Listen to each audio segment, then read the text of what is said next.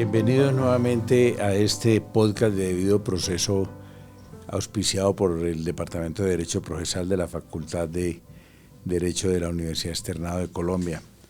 Hoy tenemos un tema excepcional que es el relacionado con la elaboración de la demanda de casación, principalmente en aspectos civiles. Tenemos a dos invitados de excepción, ambos funcionarios de la Corte Suprema de Justicia, Sala de Casación Civil, y ambos también docentes de aquí de la universidad. La doctora Nancy Ester Angulo Quirós, a quien le doy la bienvenida, y el doctor Marcos Quirós Gutiérrez, a quien también le doy la bienvenida. Este sí que es un tema bien difícil, bien complicado y que tiene muchísimas consecuencias. Yo empiezo por preguntarle a la doctora Nancy Ester Angulo. ¿Hay una diferencia entre la reglamentación que se hace en el Código Civil sobre la casación, sobre las causales, los requisitos de las causales, y la manera como en la Sala Civil de Casación Civil de la Corte Suprema de Justicia se ha endurecido la admisión de las demandas de casación? Yo no creería que se haya endurecido. Antes, por el contrario, con el Código General del Proceso se flexibilizó bastante la casación y eso ha permitido que muchos más temas ingresen al conocimiento de la Corte, al punto que se les permitió una selección no solamente positiva, sino una selección negativa, tratando de abarcar temas no tan repetitivos, sino temas que permitan cumplir con esa labor de la Corte de fijar la interpretación de la ley, el alcance de la ley y la unificación de la jurisprudencia, fortaleciendo de esta manera hasta el mismo precedente. ¿Y qué es eso de la selección positiva y negativa, doctor Marcos? Bueno, doctor Bejarano, la selección positiva y la selección negativa es un mecanismo que lo autoriza la Ley Estatutaria de la Administración de Justicia y busca permitirle a la Corte que filtre los asuntos que le llegan con el fin de poder ejercer sus funciones. La selección negativa es decir, no voy a pronunciarme sobre este asunto, porque, por ejemplo, la Corte está inundada de declaraciones de pertenencia, de uniones maritales de hecho, son los casos que más le llegan. En esos casos donde es clara la jurisprudencia, la Corte puede hacer uso de la selección negativa y decir, en este caso se falló de acuerdo con la jurisprudencia reiterada, pacífica, y no se amerita cambiarse esa jurisprudencia, hago selección negativa. Y la selección positiva es lo contrario, sí me voy a pronunciar de este caso porque me es interesante. Por ejemplo, si llegan materias que no son habituales y ha pasado, como por ejemplo las relacionadas con el patrimonio público, la Corte puede hacer, y lo ha hecho, hay un caso del IDU que terminó en casación oficiosa, la Corte puede seleccionar positivamente el asunto, es decir, me voy a pronunciar sobre este asunto e inclusive aún de oficio casar. Pero no es lesivo del derecho de defensa de las personas que están interesadas en tener acceso al trámite de recurso extraordinario, que la Corte de manera discrecional, porque es discrecional, dice este sí y este no. ¿Eso no afecta el derecho de las partes de acceder a la justicia, doctora? No. ¿Y por qué no? Porque es que finalmente la casación no es una tercera instancia de los procesos. Ya, la casación es un mecanismo extraordinario que busca más que todo examinar la legalidad de la sentencia como tal. Y esa selección negativa no es caprichosa, de todas maneras tiene que ser motivada. Examinar de fondo, vea, aquí no veo que haya habido alguna transgresión al orden jurídico o a los derechos fundamentales de las partes. Y antes, por el contrario, permite una mayor efectividad de los derechos porque ¿Y en qué momento dice eso la Corte? Porque la persona ya ha presentado su recurso de casación. ¿Es cuando ya la persona ha presentado su recurso de casación o antes? Cuando ya el asunto ha llegado a la Corte. O sea, ya está surtido todo el trámite de la casación, no falta sino la sentencia. No, ya falta solo que la Corte se pronuncie sobre la admisión o no de la demanda. Ajá, bueno. Ya, porque, ese es otro punto. Porque ya la Corte tiene que haberse agotado en ese momento todo lo de la concesión. Claro, pero entonces el ciudadano no tiene que haber hecho un esfuerzo gigantesco para preparar una demanda de casación y para que la Corte después le diga, este sí, esta no? La demanda, como decía Marco, se necesita presentar la demanda para que la Corte examine si están los requerimientos o si los aspectos que esa persona está cuestionando o que pretende que la Corte examine realmente resultan relevantes o no, o son repetitivos. Okay. Ya. Permítame, doctor Bejarano, yo complemento lo que dice la doctora Nancy ahí, muy breve. Dos cosas. Una idea. La Corte Constitucional dijo que la selección negativa debía ser argumentada. Es decir, si la Sala de Casación Civil va a ejercer la selección negativa, debe argumentar. Eso hace que no sea arbitrario, que no sea injustificado. Y lo segundo es, esa es una posición que yo sostengo, y es que no existe un derecho fundamental a la casación.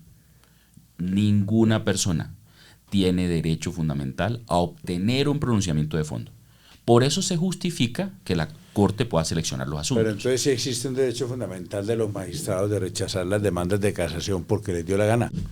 Pues más que eso, existe una posibilidad de que el Estado, porque cuando la Corte habla el Estado, decida qué asuntos le interesan y qué asuntos no. Y esa decisión, si usted quiere, puede ser política.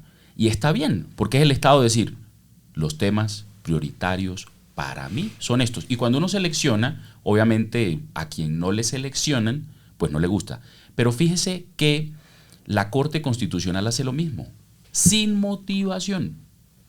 La Corte Constitucional dice, los casos que voy a seleccionar son estos, los demás no los seleccionan. Pero hay una diferencia fundamental entre cuando la Corte Constitucional no selecciona a cuando lo hace la Corte, y es que cuando la Corte Constitucional no selecciona, está simplemente diciéndole que no al recurso de amparo, y la persona normalmente tiene otro tipo de acciones en el complejo judicial. Pero cuando la persona en el trámite de la casación le dicen, hasta aquí llegamos, aquí ya quedó muerto. Pero fíjese que eso es propio de las dinámicas de las altas cortes. Me explico.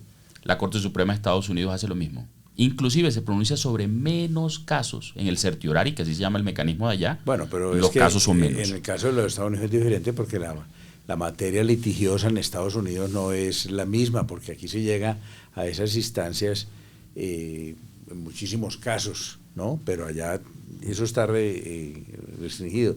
Pero a mí hay una cosa que me inquieta, que es esta. Yo personalmente tengo la impresión de que las demandas de casación son admitidas dependiendo de quien esté formulando la demanda de casación. Se lo digo con todo respeto, no estoy hablando pues de nadie en particular, pero eso es lo que yo siento. Dependiendo de quién presente la demanda de casación, está bien hecha o está mal hecha. Y a eso se suma la circunstancia de que el auto que inadmite la casación no tiene ningún recurso. ¿Eso es justicia? Es justicia, y le voy a explicar por qué. Pero poquita. No, mucha justicia, porque es que eso nos permite que las decisiones puedan ya materializarse de manera definitiva, porque es que muchas veces se acude al recurso extraordinario de casación no para buscar una justicia, sino para buscar una dilación del pleito. Y, como decía el doctor Marcos, ¿pero por qué dilación del pleito si el recurso de casación no interrumpe la ejecución de la sentencia? La puede interrumpir si se presta caución o si la parte lo solicita, y muchas veces sí lo hace. Y cuando la Corte hace una selección negativa, que pocas veces la hace, porque casi siempre depende de las formalidades de la demanda, esa selección negativa parte de un estudio motivado del asunto y examina si realmente la sentencia se ajustó o no a derecho y si no afectó las prerrogativas fundamentales de la parte. Y si no lo encuentra, pues qué mejor justicia que sea pronta y eficaz, que ese asunto, en lugar de permanecer meses en la Corte esperando que de pronto llegue a una sentencia donde le voy a decir no caso, porque realmente aquí el juzgador de segunda instancia aplicó el derecho que correspondía, valoró las pruebas como correspondía, yo no veo transgresión al debido proceso, no caso y lo devuelvo, a hacerlo inmediatamente a 2 o 3 meses de cuando se presenta la demanda.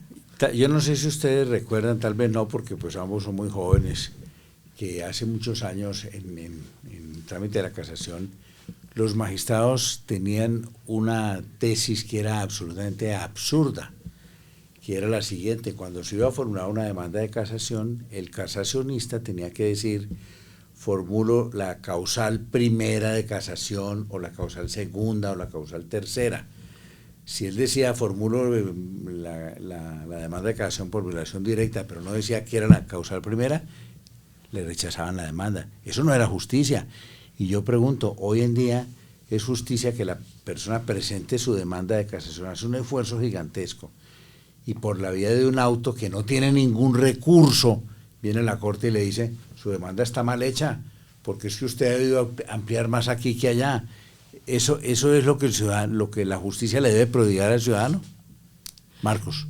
Pues mire, los inadmisorios están, y podemos hacer un estudio de si esos inadmisorios están equivocados o no. Ese estudio lo podemos hacer cuando quiera. Y yo, la percepción que tengo, y obviamente uno percibe según lo que usualmente ve, es que a veces la mayoría de las demandas de casación, hay que decirlo, no están bien presentadas. Y eso justifica que la mayoría de demandas de casación sean inadmitidas. Ahí están, repito, los inadmisorios, podemos estudiarlos. Ahora, si hay que decirlo, en algunos casos la sala de casación civil es rigurosa y a veces se pasa, pero se pasa por la regulación de la casación. Me explico, a veces es bastante exigente y en algunos casos no debería serlo. Fíjese usted, nosotros tenemos que reflexionar si tiene sentido esa definición de norma sustancial en casación. ¿Cómo así? La norma sustancial en casación es aquella que crea, extingue, modifica relaciones jurídicas concretas en un asunto. Y hemos llegado al extremo de decir que normas constitucionales que deberían ser defendidas en el caso concreto carecen de esa definición y no pueden ser invocadas en el recurso de casación. Eso hay que revisarlo, porque ¿cómo así que la misma Corte va a marginarse del estudio de normas constitucionales? Eso no tiene sentido, eso hay que revisarlo. Y obviamente hay casos en los que sí se amerita que la Corte seleccione positivamente el asunto o negativo. Yo no creo que el punto de partida sea quién presenta la demanda de casación. Lo digo por lo que yo he visto en el caso concreto. Uno no decide si inadmite o no inadmite el asunto. Sin duda. El asunto sí, pero, detrás de la baranda y enfrente de la baranda. Sin duda, sobre todo porque yo estuve también al frente de la baranda. Y entonces le di, porque fui litigante. Y entonces digo, la percepción que yo tengo es que no se inadmiten los casos. Puede pasar, pero no se inadmiten los casos. Yo le aseguro que eso pasa. Y usted tiene mejor información que yo, sin duda. Pero fíjese una cosa, doctor. Es que usted se está centrando exclusivamente en la selección negativa. No. Pasando por alto que la Corte también hace selección positiva. Sí. Cuando muchas veces está una demanda mal presentada y a pesar de que la demanda está mal presentada, la Corte decide asumir el tema. No solamente porque haya visto algunas fallas en la interpretación de la ley, sino en la afectación de los derechos de las partes. Cuando al juez le pone algo de corazón a sus decisiones discrecionales, ahí empieza a moverse el tema del prevaricato. Es mi opinión, porque el juez tiene que estar alejado de eso. Pero yo les pregunto, ¿tiene alguna coherencia y algún servicio a la justicia, al equilibrio? Porque es que el ciudadano, cuando va allá, así pierda, no puede salir resentido. Uno puede salir derrotado, pero no resentido. ¿Tiene sentido que la ley haya dicho no hay recurso de reposición, nada contra el auto que inadmite? Es que no es solamente contra el auto que inadmite la demanda de casación. El Código General del Proceso tiene más de una determinación que dice no se admite recurso.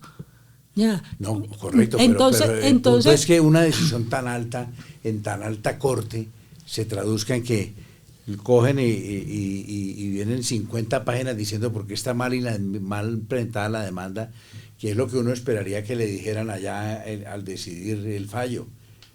Y entonces le dicen, no, usted hizo mal una demanda, pero además de eso no tiene recurso. ¿Eso tiene sentido? Es que precisamente el sentido lo da de que no es una decisión de un solo magistrado, es la decisión de una sala completa. un estudio colegiado que permite valorar todo eso. Y cuando se hace esa selección negativa, ya se parte de que incluso la demanda puede estar bien presentada y se hace la selección negativa.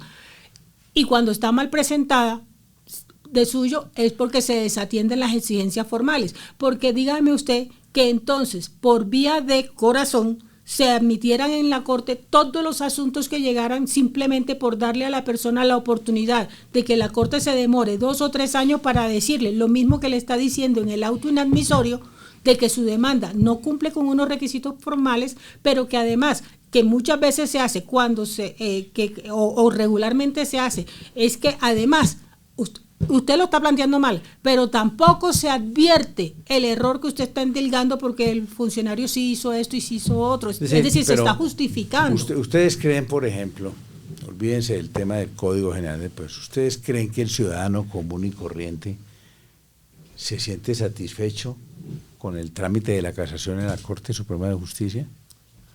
Considero que sí, porque una justicia pronta es mejor que una justicia demorada. ¿Y cuál es la justicia pronta allí? Que se le define desde la admisión y se le están justificando. ¿Y cuánto se demora un caso en la Corte Suprema de Justicia? Se demora meses. Hoy en día se demora meses. Hubo épocas donde se demoraban años. Ah, bueno, entonces años. Y entonces pero con los eso meses estamos. De todas maneras es demorado. Sí. Entonces no es justicia pronta. En comparación con otros o con otro tipo de recursos, ya se puede decir que es una justicia pronta, ya. Y sobre todo, lo importante, que la sentencia o la decisión debe ser motivada, y ahí es donde puede variar la conformidad o no del ciudadano. Pero le pregunto una cosa, ¿es razonable que al ciudadano se le diga, bueno, nosotros le vamos a decir si su demanda está bien hecha o no? Si está mal hecha, se lo decimos, si vienen unos mamotretos gigantescos, pero no los puede impugnar. Déjeme, yo le respondo ahí, doctor Bejarano. ¿Sabe por qué salen esos mamotretos? Porque uno tiene, cuando redacta una demanda, un auto inadmisorio, una demanda de casación, una espada de Damocles encima, que se llama acción de tutela contra providencias judiciales, que es el recurso, porque hay que verlo como un recurso, que procede contra los autos que inadmiten. Y hay que verlo así porque ha habido casos en los que la Corte Constitucional le ha revocado decisiones de auto inadmisorio a la Corte Suprema de Justicia, donde le dice admita, inclusive seleccione el asunto para casación de oficio. Si fuera cierto que se tuviera la apreciación generalizada, yo creo que no lo es, de que la Corte está siendo excesivamente rigurosa y de pronto arbitraria al inadmitir las demandas de casación, serían mayores los casos de tutela donde prospera la tutela contra autos inadmisorios. Y son minoría. Están, como le digo, los autos y las decisiones de la Corte Constitucional. Yo le voy a preguntar, deme un consejo de cuál debería ser el éxito de una demanda en la que se formula casación con base en la causal primera por violación indirecta de la ley sustancial. ¿Cuál es una cosa breve? Olvidarse que la casación es una instancia y olvidarse de que usted va a rebatir los hechos del proceso, porque usted en casación, en la causal primera, usted examina simplemente el juicio jurídico del funcionario. Eso es en la violación directa, pero en la indirecta. Olvidarse que usted es el juez de la prueba. Usted va a cuestionar la valoración o la apreciación que hizo el funcionario.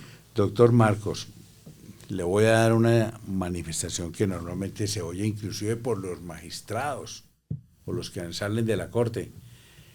Yo le oí a un magistrado diciendo el otro día que apenas ellos salen y se pasa el tiempo que les impide legislar, decidir. Litigar en su propio despacho, y van a presentar demandas de casación, se las inadmiten. Porque ellos dicen, el único que sabe de casación es el magistrado que está admitiendo o inadmitiendo la demanda. ¿Eso es verdad o no es verdad? Pues se les olvida en el término de 2 años a los magistrados. Yo creo que no se les olvida. Yo obviamente he redactado autos inadmisorios de demandas suscritas por exmagistrados. Eso se ve, claro. Pero creo y procuro hacerlo de manera consciente y no dependiendo de quién redacte No, por la supuesto, demanda de casación. no. Y yo me uno, cuando usted me pide unos tips para redactar de manera exitosa una demanda de casación, yo le diría 2 muy breves. El Diga. primero es, así como consiga un abogado que sepa de casación. Ajá, eso es por importante. Que Y ahí- son y usted ahí solamente me los que están en la corte. No, no necesariamente. Hay pocos casacionistas, pero de que los hay, los hay. Y le decía, un tip importante, así como el neurocirujano debe decidir cuándo no operar, un tip importante es decidir cuándo no presentar una demanda de casación y decir, dejemos así. Ese sería un tip. Y el otro es plantear una estrategia de litigio estratégico. ¿Cómo así? Ver el caso más allá del asunto concreto que resuelve y plantear cómo ese caso podría modificar la jurisprudencia o aclarar el derecho. No ver con un microscopio, sino ver cómo ese caso sirve para los demás. Eso diría Bueno, yo. ok, no, muy interesante todo lo que ustedes dicen. Yo les agradezco mucho. Lo importante es que la gente que vea el podcast, pues vea esta visión tan ilustrada que ustedes dan.